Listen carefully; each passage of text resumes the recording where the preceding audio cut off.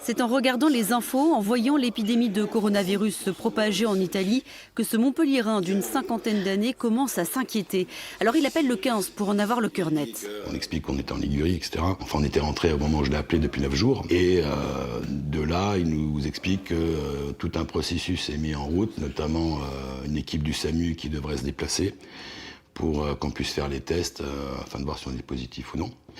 Et puis, dans notre cas, on nous rappelle encore une fois 1 heure plus tard en disant que tout est annulé. La Ligurie n'était pas considérée comme une région à risque à ce moment-là. Donc, après, c'était quand même relativement inquiétant dans la mesure. Bon, nous, pas pour nous, mais plutôt pour les gens qui sont autour de nous. C'était plutôt inquiétant parce qu'avec la psychose qui règne actuellement. Pourquoi ne pas lui avoir fait passer un dépistage alors que le 3e cas montpelliérain révélé hier a également séjourné en Italie, dans une autre région que la Lombardie et la Vénétie.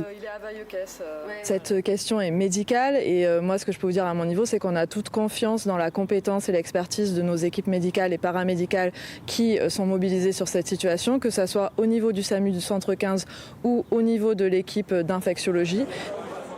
Pour limiter la propagation du virus, de grands rassemblements sont annulés. Le salon de l'agriculture a ainsi été contraint de fermer un jour plus tôt.